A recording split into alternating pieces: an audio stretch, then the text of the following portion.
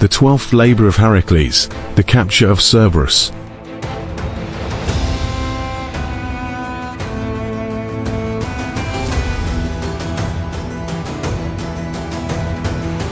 In the realm of ancient Greece, where gods and mythical creatures roamed, the hero Heracles faced 12 arduous tasks, known as the labors. Among these, the 12th and final labor stands out as the most perilous and otherworldly, the capture of Cerberus.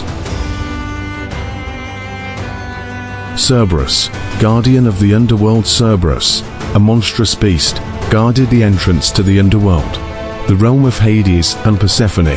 His 3 heads, resembling wild dogs, his serpent tail, and the snake-headed back made him a creature of nightmares. Some accounts even claim he had 50 heads, each hungry for raw flesh. Born of the fearsome union between Echidna, half-woman, half-serpent, and Typhon, a fire-breathing giant, Cerberus was part of a dreadful lineage that included the Nemean lion and the Hydra of Lerna. Eurystheus, the king who imposed the labors upon Heracles, ordered him to venture into the underworld and abduct Cerberus. This task seemed insurmountable, for no mortal had ever returned from the land of the dead. Yet Heracles, undeterred, prepared for the perilous journey. Before descending into the depths, Heracles sought guidance. He visited Eleusis, where the priest Eumolpus initiated him into the sacred Eleusinian mysteries.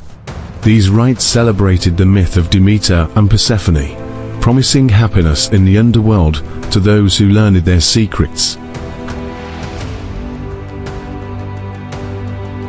Heracles arrived at Tanrum in Laconia, where a rocky cave led him downward. The darkness enveloped him as he stepped into the realm of shadows. Cerberus awaited, a brazen-voiced hound with 50 heads, relentless and strong. Heracles grappled with the beast, determined to fulfill his impossible task.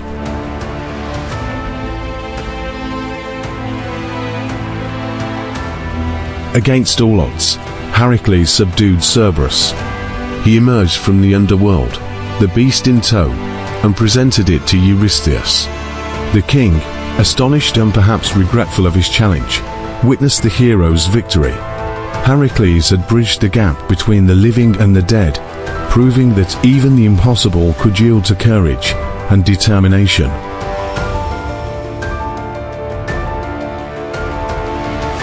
And so, the 12th labor of Heracles entered the annals of legend, a tale of bravery, mystery, and the boundary between mortality and eternity.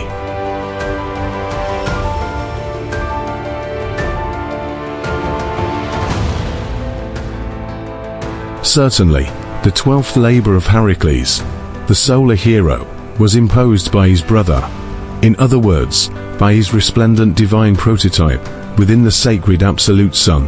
Indubitably, that work consisted of withdrawing the tricypite dog Cerberus from the plutonic dominions that it guarded.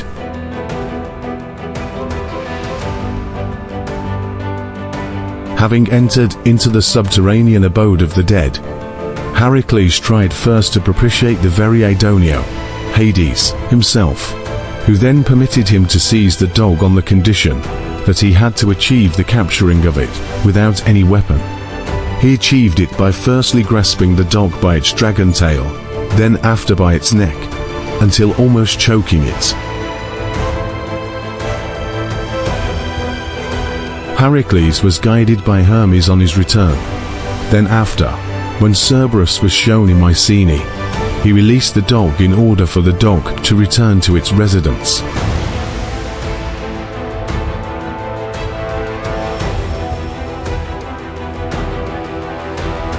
Unquestionably, our resplendent solar system of ours has 12 planets, which reminds us of the 12 saviors.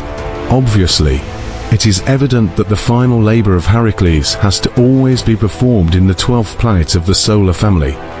We can and must relate the last of his zodiacal achievements with Scorpio. whose constellation is the most appropriate for representing the task of seizing the three-headed dog Cerberus from the zealous subterranean world, the kingdom of shadows, where the truth disguises itself with darkness. Naturally, Heracles can only achieve this task with the consent of Hades or Pluto, and with the simultaneous help of Hermes and Minerva. Sex, yoga and wisdom. I, with infinite veneration, passed through the threshold of the temple. I was longing for the final liberation. The spermatic waters within the sacred pool were gloriously resplendent inside the fortress walls of the priest's patio. The representant initiatic lake of the ancient mysteries, eternal scenario of any temple, could never be missing from there. Unquestionably, what I then asked within this Lemurian sancta was granted unto me. My labor was initiated with the descent into the Tartarus of that 12th planet of our solar system. 3 delectable females, dangerously beautiful, appealed in vain with their irresistible enchantments. These provocative female devils tried the impossible in order to make me fall, but I knew how to dominate myself. The zodiacal sign of Scorpio untied all of its ardent passion in my creative organs. However, I won all the battles against myself. The guide dog, the sexual instinct, always conduces the night along the narrow path that leads from darkness to light, from death to immortality. The dog pulls the leash of his lord in order to take him through the steep path until the end. Posteriorly, the dog has to rest. Then, the great renunciation comes. The ineludible, supreme detachment from all material things and the radical elimination of the desire for existence is in harmonious rhythmic concordance with this cosmic sexual event. The transcendental idea of the breath of darkness moving itself upon the sleeping waters of life. That is to say, the primeval matter with the latent spirit within it, invites us to reflect. The water, the enseminis, executes the same important play in all cosmogonies.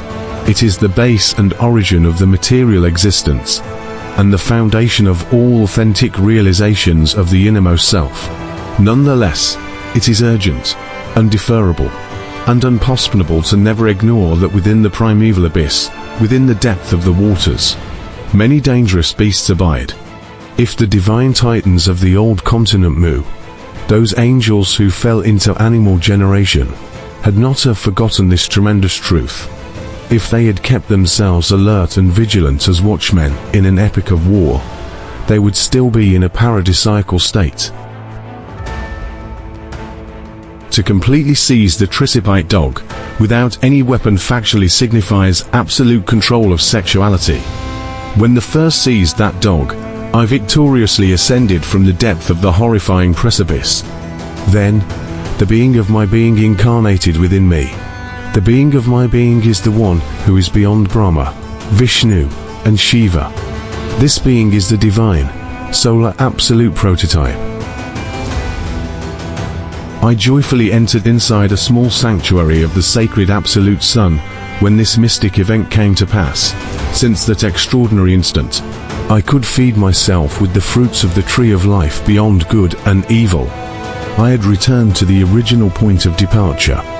Unquestionably, I had came back into my dwelling. Each one of us has in this radiant sphere of light and happiness his own divine prototype. The sacred individuals who inhabited the central sun prepare themselves in order to enter into the abstract absolute space. This is always happening at the end of the Mahamanvantara, cosmic day.